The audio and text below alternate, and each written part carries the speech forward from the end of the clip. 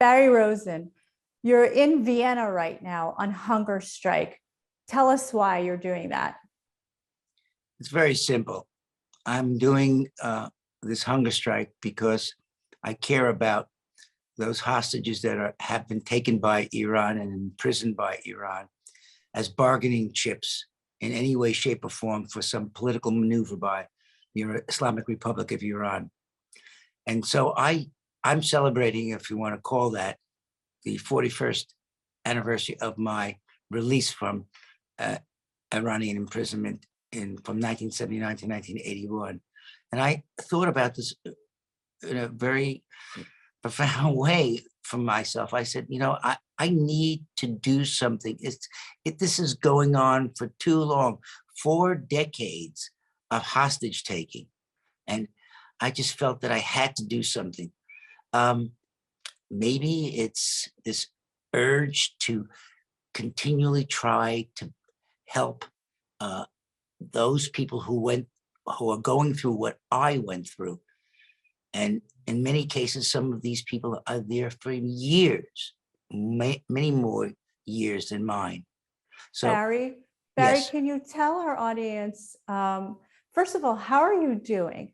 How are you feeling? You're on hunger strike. You're not eating. Yeah, no, I'm not eating, but I'm drinking water, and Good. I have electrolytes, and I'm doing all right for now.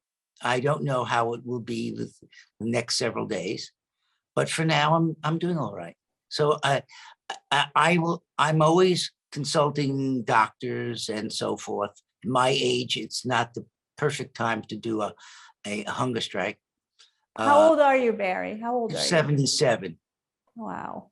And for simple 1-day fasts like Yom Kippur, I can do that. But for something like this is a novelty for me. Barry, you're a true American hero. As you were alluding to earlier, you were one of the American embassy staff who were taken hostage by the Iranian radical revolutionaries in 1979, and you were held hostage for 444 days. You were maltreated, and if I might say, they used torture methods on you. Barry, how did you get through that experience? It's very interesting. I sometimes think, did this happen to me? I think when you're in it, you're so caught up in some sort of defensive action that you're trying to escape, but yet at the same time trying to be defiant.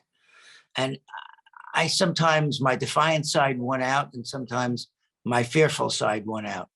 But I just kept on counting days and hoping that I'd see my wife, Barbara, and my 2 children at that time were very, very young. Alexander and Ariana, he was 4 and she was just not even a year old when I left for Iran.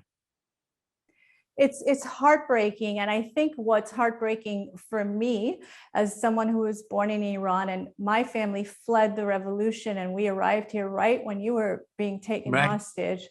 What's heartbreaking is the fact that you're on hunger strike right now to try to get the United States government to do the right thing as they sit across the table with the Iranian regime. Like you're saying, it's 4 decades of hostage taking by this illegitimate regime in Iran, and there are still Americans languishing in Iranian prison right now. How many Americans are hostage right now, Barry? There are 4 Americans. And all told, Europeans and UK residents, we're talking about over 2 dozen. These people are being held.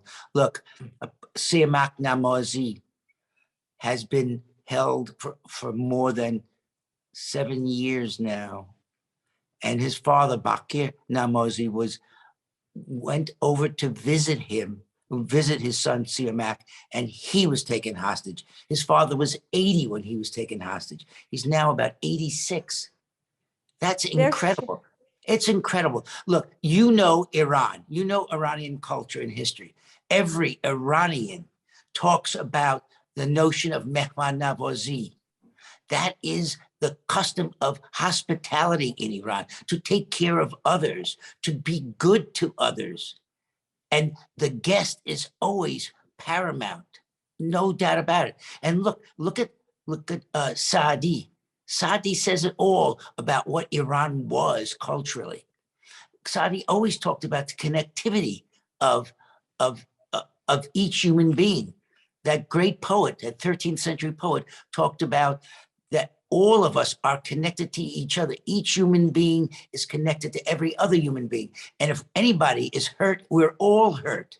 And that's in his famous poem, Beni Adam. And Indeed, yeah. Barry. And you're someone who speaks Farsi fluently. You spent time in Iran before you went over there as press attaché.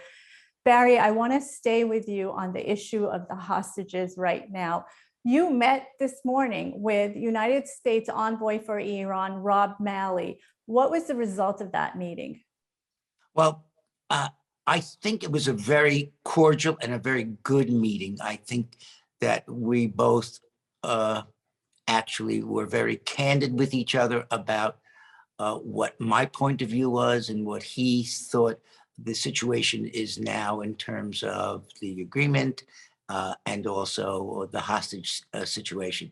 So though I don't think it's necessary for me to go into the particulars of our conversation, I think it was a good conversation. We may be meeting again. I am looking forward to meeting with the Iranian delegation, but they haven't yet to respond to my messages of requests to meet them. Barry, I rather doubt that will ever come. I doubt it too. And Barry, I need to ask you though, what is it that you are suggesting to the United States government, to the Western powers as they sit at this table negotiating with this Iranian regime? What is it that you're telling them they should do right now? Well, I'm calling on Iran first to release all the hostages that they have taken immediately. And I'm also saying I think to the United States that it's our role to press Iran to release all the hostages. In addition, I feel very strongly that not only that, if there is an accord, if there is an agreement, a political agreement, and Iran, as usual, takes hostages, then the agreement should be null and void. Because otherwise, it's a piece of paper that Iran will use to get, I think, whatever cash it needs, but it will never really adhere to an agreement that says no hostages taken. I think, Barry, that's a basic point to be making. That certainly if the Iranians start to take American citizens hostage again, then this document should become null and void. However, I'm not terribly optimistic that the Biden administration, I'm not optimistic either. Yeah, I'm not optimistic either. You know, there are political necessities going on. Everybody wants to make a deal. Somehow there will be a deal eventually, we hope. But I want to bring this to the fore. That is, this has to be brought to the consciousness of all Americans and American leaders. It's about time, not only in America, but collectively, the Western world needs to get its act together about punishing human rights violators. And Iran is right on top of one of the major human rights violators, not only hostages, but political prisoners too. Iran is replete with that. Yes, I mean, it's one of the most oppressive regimes in the world, and the Iranian people pay dearly with their lives. And every time they've tried to protest, the regime in past years has been taking live ammunition and killing Iranians on the streets for even daring to protest against them. Right. So Barry, you're right. The West needs to get our act together in terms of holding this regime accountable. Barry, I want to ask you something.